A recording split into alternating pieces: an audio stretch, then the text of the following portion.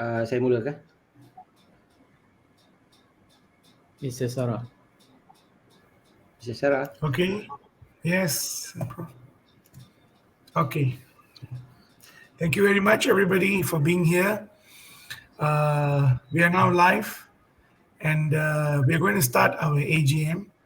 And Prof. Wan, Yep. the stage is all yours, Prof. Okay, thank you very much. Thank you, Mr. Sarah. Assalamualaikum and very good afternoon. Salam sejahtera pada semua. Let me ask something. Is there any foreigner in this group? Tak ada kan? Ada tak foreigner pada dalam group ni? Ya, saya tak ada, bro. Tak ada ya? Okay, so we do it in bahasa ya. Okay, salam sejahtera semua. Terima kasih. Hari ini kita ada mesyuarat agung, mesyuarat agung AGM, kerana mengikut perlembagaan kita mesti ada mesyuarat agung setiap tahun ya. Walaupun tahun ini kita tak ada pemilihan jawatankuasa, tetapi kita mesti mengadakan mesyuarat agung. Jadi seperti mana yang tuan-tuan dan puan-puan sedia maklum bahawa kita dah umumkan tadi bahawa semua peserta partisipan IMEC 2021 automatik menjadi ahli persatuan ya. Jadi bagi yang baru, saya ucapkan selamat datang ke Persatuan PTPM Persatuan Teknologi Pengajaran dan Multimedia. Atau Persatuan Teknologi Pendidikan Malaysia ya, ataupun META. Baik, saya bagi mereka yang baru mengenali saya adalah seperti nama dan sekarang ni bertugas sebagai pengarah di Pusat Teknologi Pengajaran dan Multimedia Universiti Sains Malaysia Pulau Pinang. Dan saya nampak ada beberapa nama dalam partisipan ini adalah bekas anak murid saya Jadi seronok dapat tengok anak murid balik jumpa. Nantilah kita berkenalan lepas ni lebih lanjut ya, bertanya khabar. Tuan-tuan dan puan-puan saya hormati sekalian, PTPM ni dah lama tahun 1988. Bayangkan 88 kita dah ditubuhkan. So kalau ikutkan umur kita dah hampir 40 tahun ya, 30 tahun lebih lah lebih kurang begitu. Jadi untuk hari sebelum IMEC ini saja, keahlian kita lebih kurang dalam 300 ahli 300 ahli. Jadi adalah campur masuk dan sebagainya. Jadi seperti mana yang saya katakan dalam ucapan saya nanti, sebab penutup nanti, kita adalah satu persatuan yang bergerak aktif, tetapi walau macam mana pun for this year ya, kita terkesan dengan pandemik COVID-19 saya terkesan. Jadi banyak kita punya aktiviti terhalang Walau bagaimanapun dengan menggunakan teknologi, sebab we are teknologi pendidikan, Persatuan Teknologi Pendidikan. Kita gunakan teknologi macam Mr. Sarah kata tadi je lah. Teknologi is enabler dia bukan tool sangat tapi dia enabler untuk menyelesaikan beberapa masalah, termasuklah masalah perhubungan. So kita menggunakan teknologi. Tetapi benda-benda yang secara fizikal macam tukar akaun sejak mesyuarat agung hari itu, selepas kita daftar dengan Suruhanjaya persatuan pertubuhan persatuan, kita masih lagi belum dapat tukar akaun Kita masih lagi mendapat khidmat daripada Dr. Mahizir, Prof. Sumada Dr. Mahizir dan Tuan Haji Sanusi untuk sign check dan sebagainya kalau kita ada melibatkan pengeluaran Walau bagaimanapun teknologi juga ada kemahnya kerana kos kita. Kalau kita berkumpul secara face to face bersemuka, saya pasti ada banyak kos yang terlibat Sebab itu tahun ini kita bagi yuran termurah dalam sejarah, RM80 saja untuk semua partisipan. Tapi walaupun COVID macam mana sekalipun, walaupun tak ada tak boleh rentan negeri, kita berjaya juga anjur teknowasi 300 lebih penyertaan, dan kita juga anjurkan IMEC tahun ini. Dan untuk perhatian semua ahli juga, beberapa orang Exco PTPM termasuk saya telah dilantik sebagai pakar rujuk juga di BSTP maupun di bahagian-bahagian lain. Termasuk juga kami menjadi pengadil, penasihat dan sebagainya bagi program-program yang dianjurkan oleh agensi-agensi KPM dan universiti Jadi hari ni AGM ni adalah peluang untuk ahli bercakap. Jadi minta semua bercakap lah. Tapi saya tak nak panjangkan AGM ni kerana saya dikabarkan petang ni, saya tak tahu pasti atau tidak, Perdana Menteri akan buat satu press conference. Kita harapkan adalah boleh rentas negeri lah. Boleh rentas negeri pukul 3 petang habis saja IMAC ni, kita makan nasi rehat-rehat sekejap dan kita tengok apa press conference. Sebab apa? Sebab semua orang nak balik kampung kan. Saya pun nak balik rumah mak mentua sebab saya dah yatim piatu. Jadi tak boleh lagi, saya kena menumpang kasih rumah mentua saya lah. Kalau mentua tak bagi tumpang kasih, terpaksalah cari mentua baru. Kita tak tahulah macam mana keadaan. Okey, jadi kita dah lepas itu juga untuk tahun ini saya ucapkan banyak terima kasih kepada semua exco saya, exco Meta untuk 2 tahun ini. Dimulakan dengan timbalan Presiden Dr. Q, Naib Presiden Dr. Hadi, Dr. Hafiz yang banyak main peranan, bendahari kita Cik Kadir, dan ramai lagi lah. Dan kita punya kombinasi ni meliputi semua, termasuklah daripada swasta pun ada Datuk Hashim, daripada industri. Kita ada dari segi practitioner yang menguruskan pendidikan secara private, Mr. Sarah. Dia ada banyak cawangan-cawangan pusat-pusat tuition yang bertaraf antarabangsa. Kita ada juga pegawai-pegawai dari KPM, of course, daripada universiti termasuk saya, dan kita ada juga pesara, bukan mantan-mantan KPP, BSTP, macam Tuan Haji Kamal dan sebagainya. Jadi kita punya persatuan ini untuk perhatian tuan-tuan dan perempuan sangat komprehensif, inklusif dan komprehensif, dan kita mempunyai banyak pandangan-pandangan.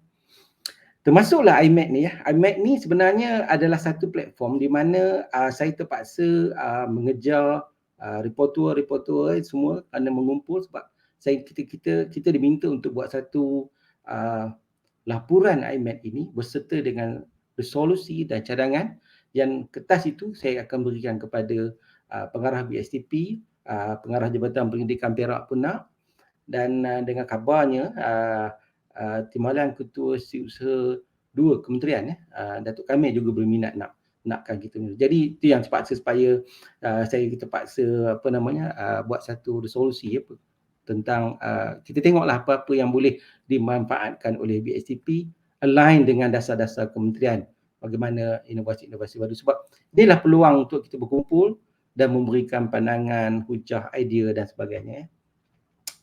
Jadi saya berharap sangat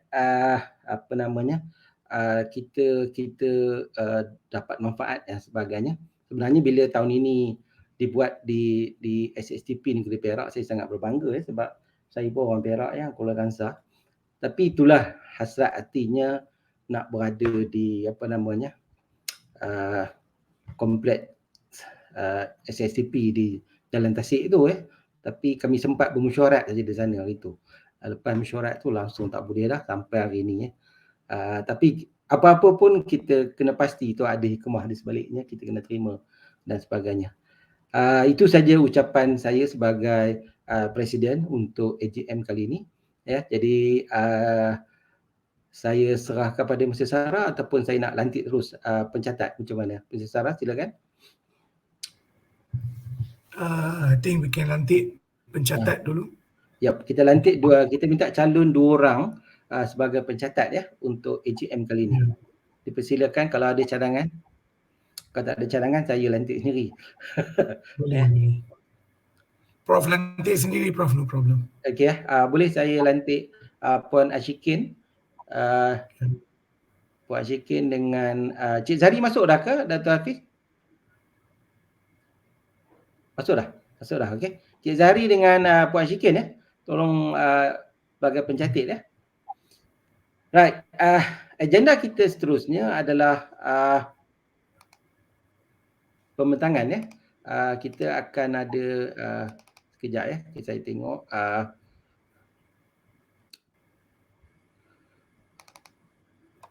Okey, kita menerima dan meluluskan dulu minit mesyuarat agung ke 33. Jadi mohon sekretariat untuk tunjukkan mesyuarat agung.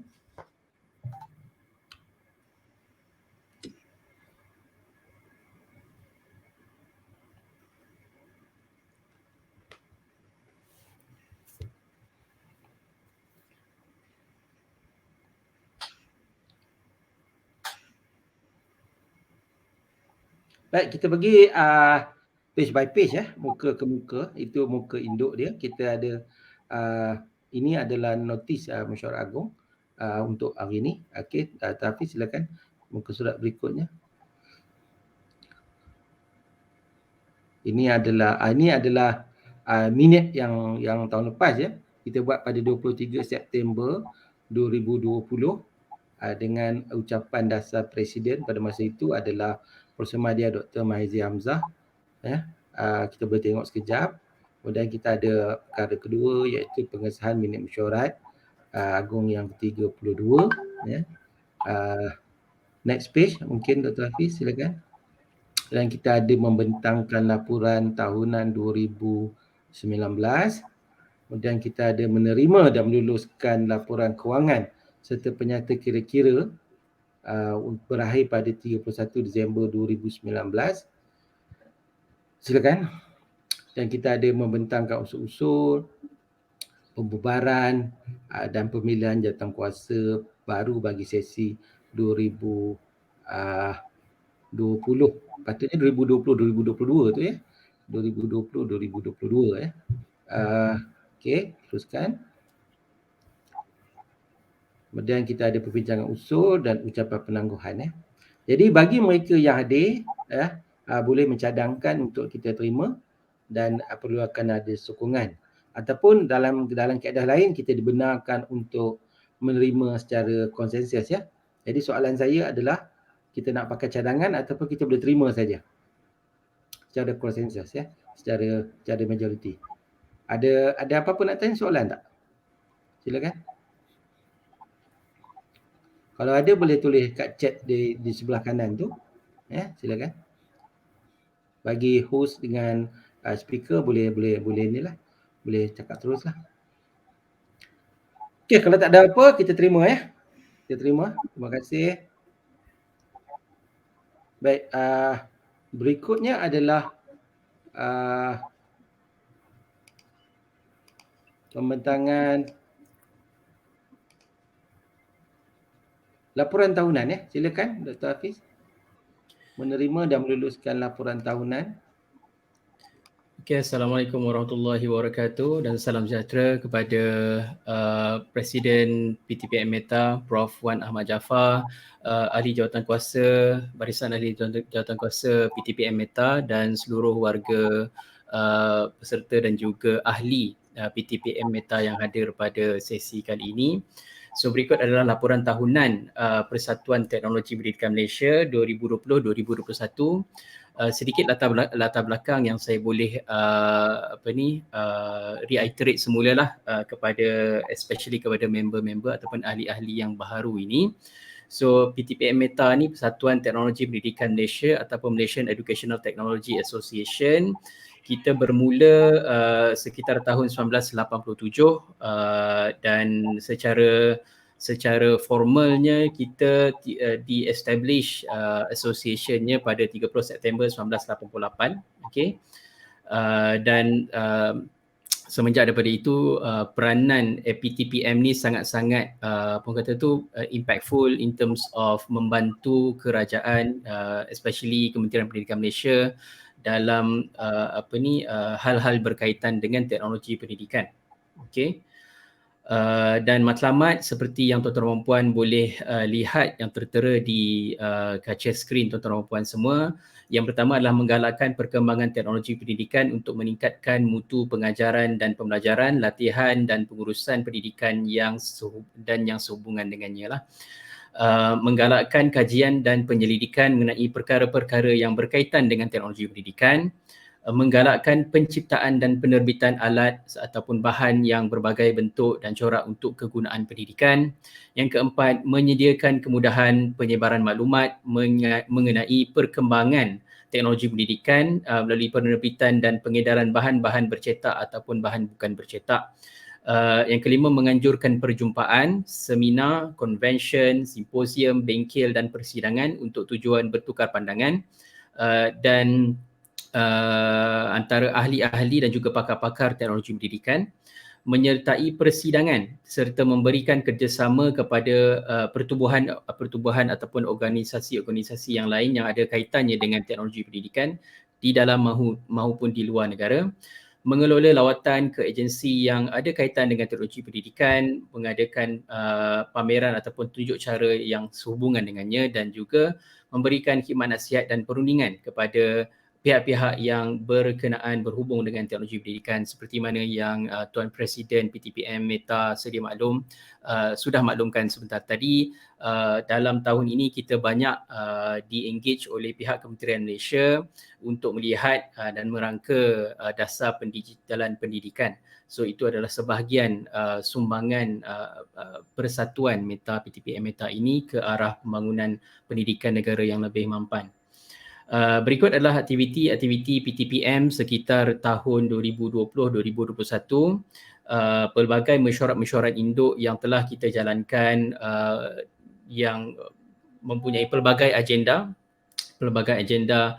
termasuk IMET yang telah disempurnakan tahun lepas secara hybrid, ya, tahun lepas secara hybrid IMET-nya di Negeri Sembilan dengan bantuan dan juga sokongan JPN dan juga SSTP Negeri Sembilan. Dan untuk tahun ini kita banyak juga menyertai pertandingan ataupun persidangan-persidangan di luar negara. Contohnya program EduTech Malaysia, kami menjadi rakan kerjasama, PTPM menjadi rakan kerjasama dengan Terapin.com. Terapin ni syarikat yang mengelola EduTech Malaysia. Kita juga telah menganjurkan pertandingan teknovasi yang telah tuan-tuan dan puan, Datuk, Doktor, Profesor semua telah lihat video-video pemenang-pemenang bagi teknovasi tersebut, dan kami kira pertandingan teknovasi tahun ini sangat-sangat berjaya, dan hopefully diharapkan kita dapat mengelola teknovasi untuk tahun-tahun yang berikutnya, insya-Allah. Dan kita juga telah menghantar penyertaan ke 2021 LCOP ICT Volunteer Online Forum. Yang ini dikelolakan secara dalam talian, yang mana panelnya ada daripada pelbagai Asia Pasifik, negara-negara Asia Pasifik. Dan setakat ini untuk semakan daftar ahli sehingga 31 Disember 2020, kita ada ahli berjumlah 225 orang. Okay, dan dengan induction of kita punya ahli peserta IMET tahun ini akan meningkat jugalah bilangan ahli tersebut. Dari segi promosi pula, PTPM sentiasa menggunakan pelbagai saluran seperti YouTube, Facebook, dan juga kita mempunyai community Maya yang diurus Tadbir di bawah platform WhatsApp dan juga Telegram, yang mana kita menyediakan platform untuk pelbagai perbincangan lah. So tuan-tuan dan puan yang telah menjadi ahli PTPM Meta akan kita masukkan ke dalam komuniti tersebut supaya kita dapat merancangkan lagi perbincangan dan juga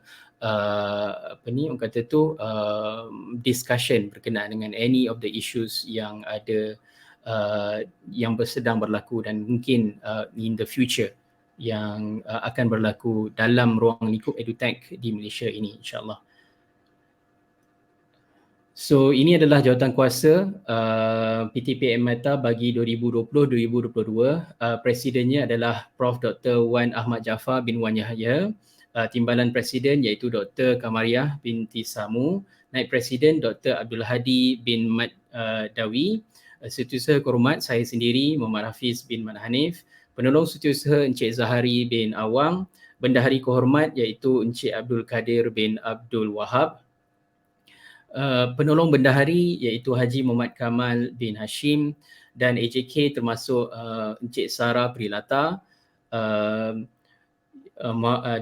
Prof Madya, Teknologis Dr. Mahizir bin Hamzah, Encik Azmi bin Ahmad, Dato' Hashim bin Abu Hussein, Puan Nurul Ashikin bin Haris, Dr. Mageswaran San Mugam dan juga Major Prof Madya Teknologis Dr. Muhammad Hisham bin Hashim. Diikuti dengan Encik Muhammad Nuri bin Hussein dan juga Dr. Rosnaini binti Mahmud sebagai juru audit 1 dan juru audit 2. Itu saja, Prof Wan. Okey, terima kasih. Ada apa-apa soalan tak? Saya buka soalan. Jika tak ada, kita pergi kepada penyata kewangan.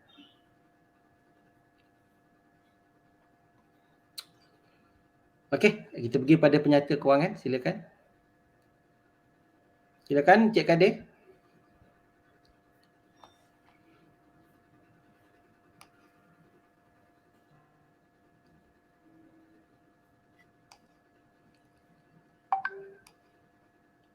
Cik Kadir mic dan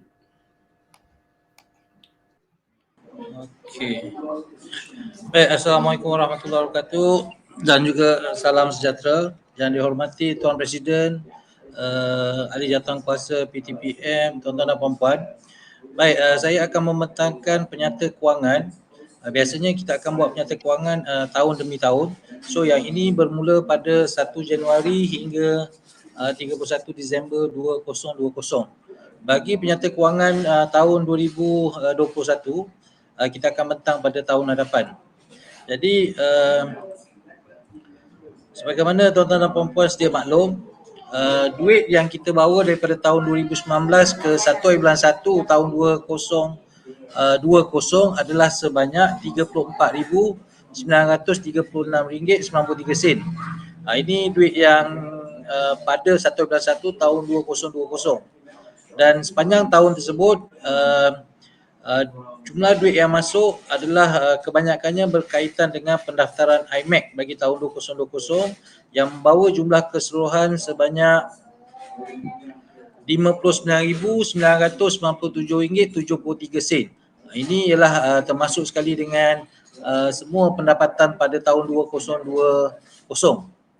Manakala bagi perbelanjaan sepanjang tahun 2020 adalah sebanyak RM30,160.66.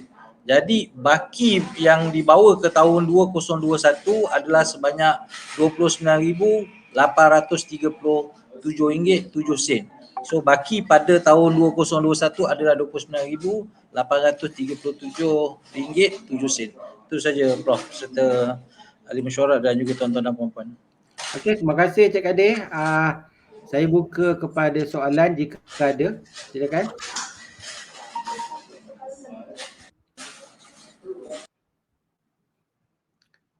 Okey, kalau nampak tak ada, nampak tanda apa namanya, tepuk tangan, suka dan sebagainya. Okeylah, kita terimalah ya. Terima kasih banyak. Sekarang kita buka kepada perbincangan usul-usul ya. Jadi Dr. Hafiz, ada usul tak yang dikemukakan? Usul secara bertulis? Okey, Prof. Ya. Saya sedang semak respons daripada borang yang telah kita berikan kepada partisipan. Okey. Setakat ini, sekejap ya Prof.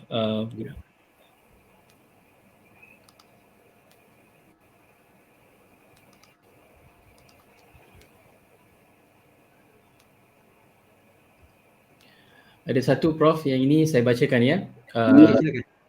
Membawa semula jawatan Pegawai Teknologi Pendidikan PTP di KPM, JPN, PPD dan memperkasa Guru Penyelaras Lestari GPB dengan menjenamakan kepada Guru Peneraju Pendidikan Digital GPPD bagi merealisasikan dasar pendidikan digital negara.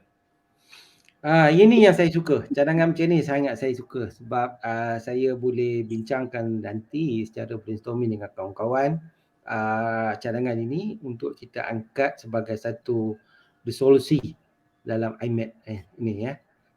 kita akan tengok rasional dia. Kita akan tengok apakah keperluan itu, dan jika ada asas dan yang tertentu ya, dan tidak bertentangan dengan dasar yang sedia ada di peringkat KPM, saya rasa kita boleh cadangkan ya, kita boleh cadangkan dalam resolusi tersebut. So thank you very much. Siapa yang cadangkan ni? Boleh kita tahu nama dia?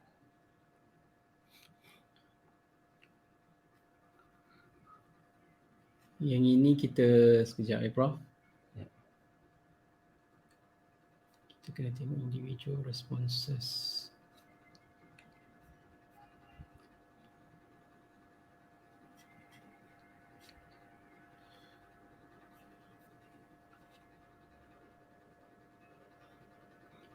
Daripada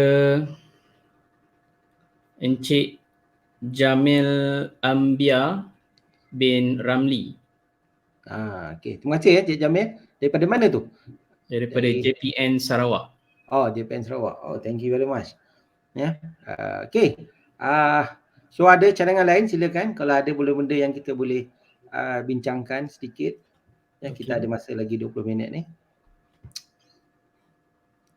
Boleh type di sebelah kanan itu ya, dalam ruangan chat itu kalau ada.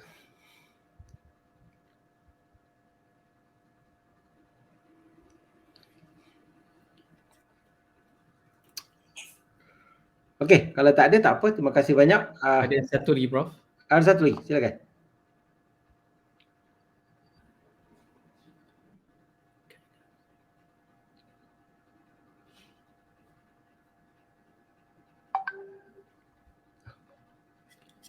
Saya bacakan. Kaedah pendidikan sebelum ini tidak mendorong sepenuhnya bagi penggunaan bahan, alat dan kemudahan dalam talian sehingga menyebabkan beberapa tenaga pengajar kurang berkebolehan menggunakannya. Sebaliknya, mereka memerlukan sedikit masa untuk mempelajari dan menguasai kemahiran mengendalikan kemudahan dalam talian serta memerlukan latihan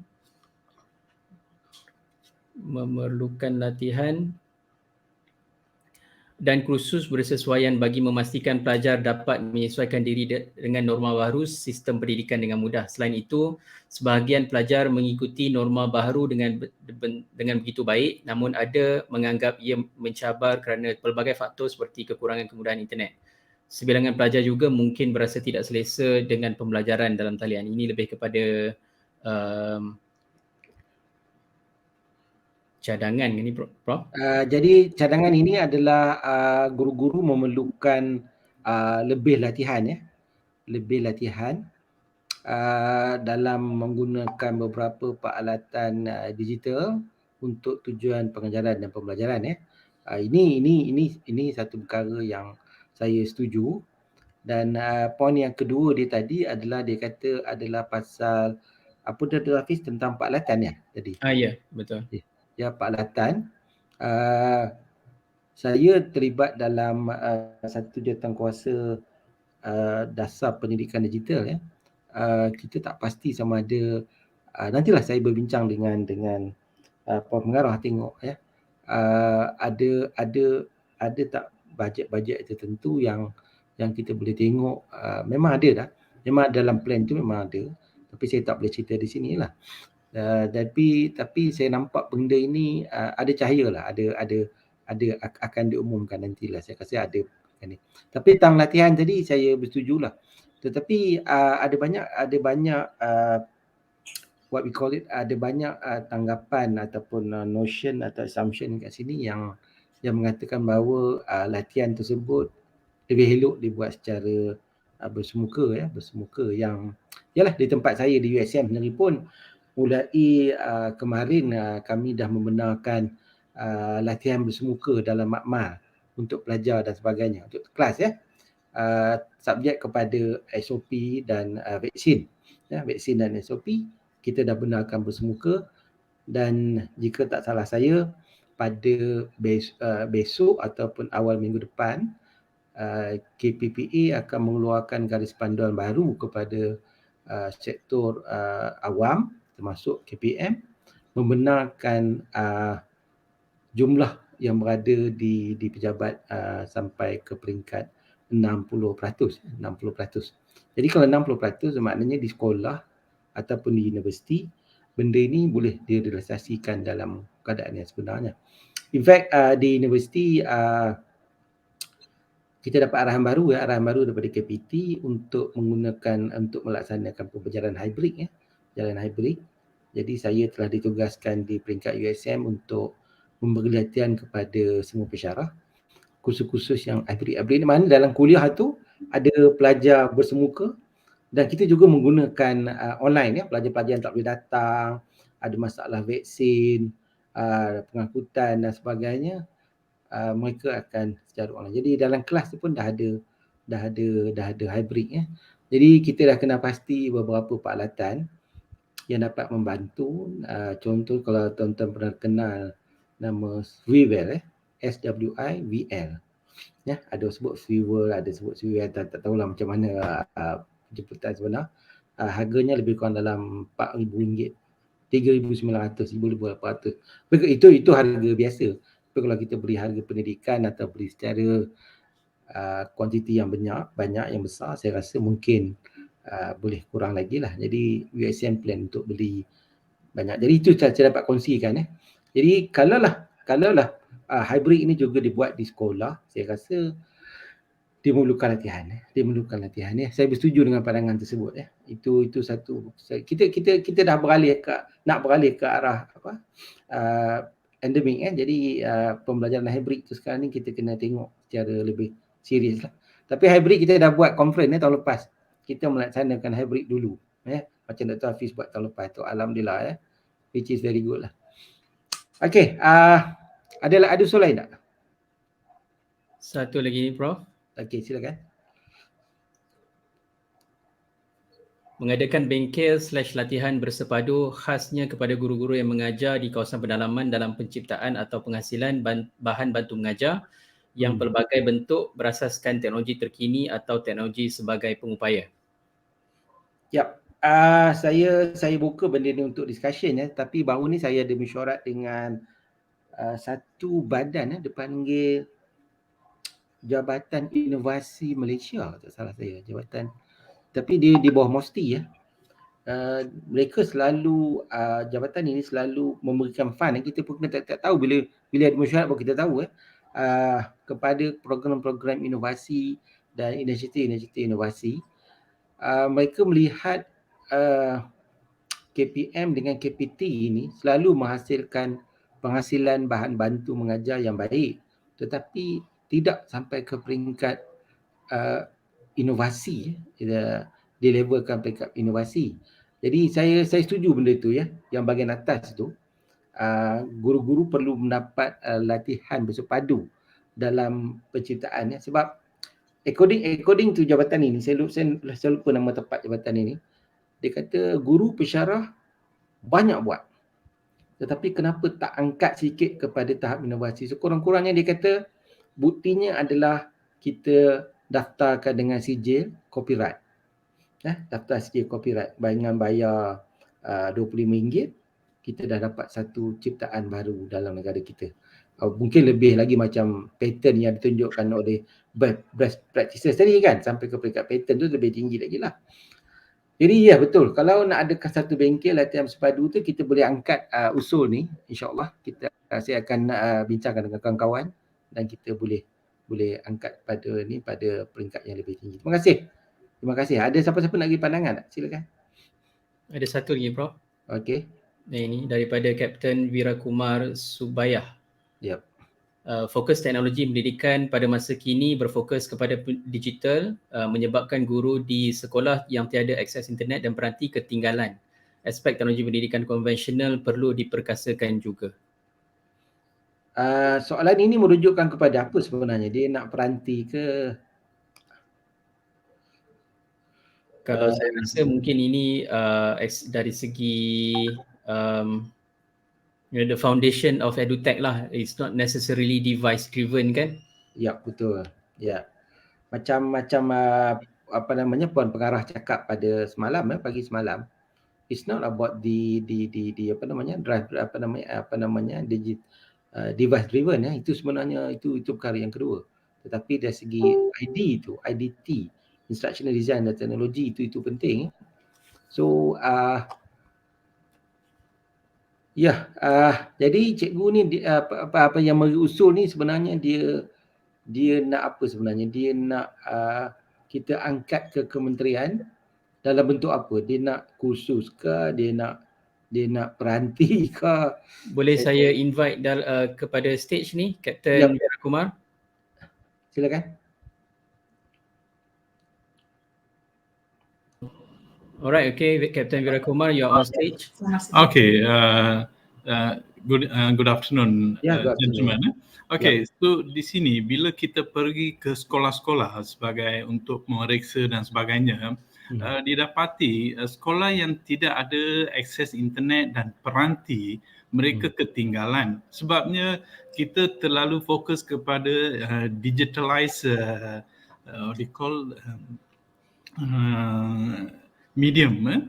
So kita yang kalau teknologi pendidikan konvensional lebih kepada penciptaan dan juga kreativiti dalam mewujudkan bahan-bahan bantu mengajar dan sebagainya, sangat penting, especially di sekolah-sekolah pedalaman dan juga sekolah-sekolah yang tidak ada akses kepada teknologi terkini ini. Jadi di sini guru-guru perlu dilatih semula, sebab kita lihat sekarang guru-guru kebanyakannya berfokus pada digital. Jadi guru-guru perlu dilatih semula untuk mencipta dan sebagainya menggunakan aspek konvensional ni. Itu pandangan saya tu. Okay, I got your point Captain. Thank you. Ya, betul. Kalau kita tengok presentation by the Korea semalam, Korea dengan Filipina, I think we learn a lot from Korea dan Filipina. Mereka bagaimana, especially on the Filipina, kita tengok yang Filipin punya wakil, saya lupa nama dia. Dia ada menyebut apa yang Captain nak ni. Lela. Ya, Lela. Dia ada menyebut apa yang Captain punya fokus ini. Yes, kita rasa benda ni KPM sedar benda ni. KPM tahu benda perkara ni Cuma kita boleh what we call it, kita boleh sebut sekali lagi lah. Kita boleh tingkatkan, kita boleh minta supaya dia lebih agresif ataupun ditingkatkan lagi dan sebagainya. Tapi I'm sure the point yang doktor sebut, yang Captain sebut tadi, dia almost similar dengan apa yang dibuat di Filipina dan di Korea. In fact, tapi Korea ni kita lain sikit lah, sebab Korea ni dia punya kerajaan dia kontrol GLC. Saya ada kawan di Korea. Kerajaan dia boleh arahkan GLC. Kita dekat sini kerajaan mohon GLC. Tapi di Korea kerajaan arah GLC. Jadi semua sekolah di Korea, hampir semua sekolah di Korea mempunyai tidak ada masalah kewangan sangat kerana pelajar-pelajar mereka akan dibantu oleh GLC dalam daerah tersebut. Jadi itu beza di antara Korea dan Malaysia. Jadi kita tengok dekat Korea masalah peranti ni agak isu yang kecil isu yang kecil. Tapi di Korea hak pendidikan adalah sangat tinggi, jangan besar. Jadi terima kasih Captain. Saya nampak isu tu. Saya nampak perkara tu. Okey, Dr. Hafiz, ada lagi tak? Setakat ni itu saja Prof. Thank you. Okey, terima kasih banyak. Alright, kita dah usul, jadi kita ada hal-hal lain. Jika ada hal-hal lain, silakan. Saya nak umumkan di sini kalau mereka yang menjadi ahli automatik pada hari ini, you all akan dapat satu notifikasi dalam bentuk surat ataupun sijil keahlian daripada sekretariat nanti. That keahlian dia reflect banyak perkara tau. Bila you are the members of the Persatuan Teknologi Pendidikan Malaysia, dia ada banyak. Kalau kami di universiti, itu adalah satu badan profesional yang dikira sebagai satu perkara yang kita sebenarnya tahu komuniti kita. kita hidup dalam komuniti bidang kita. Jadi you akan invite dalam kita punya forum dan sebagainya. Dan you boleh berbicara, share maklumat dan sebagainya kat situ. Then you learn a lot nanti ya. Daripada ada benefitnya nantilah. Actually kalau kita anjurkan IMET ya, bagi ataupun pertandingan-pertandingan di bawah program-program di bawah Meta, bagi ahli ada diskaun ya.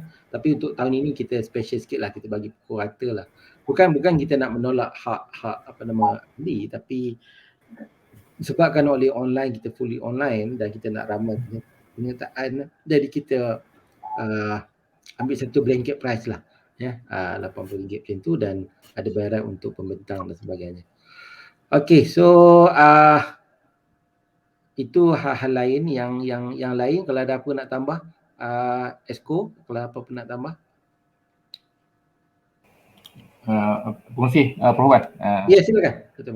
Okey, ini untuk makluman kepada ahli-ahli yang baru dilantik lah, tahniah kita ucapkan kepada ahli-ahli Meta yang baru.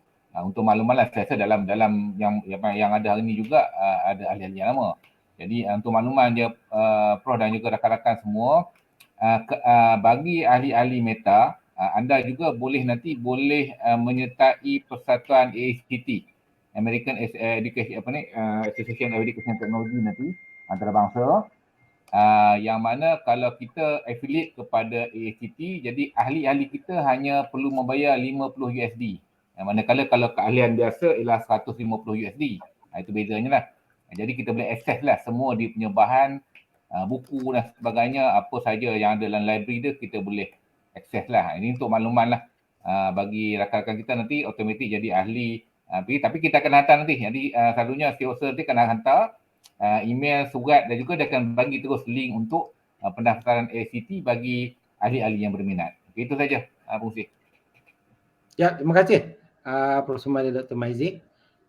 Itu information penting tu ya.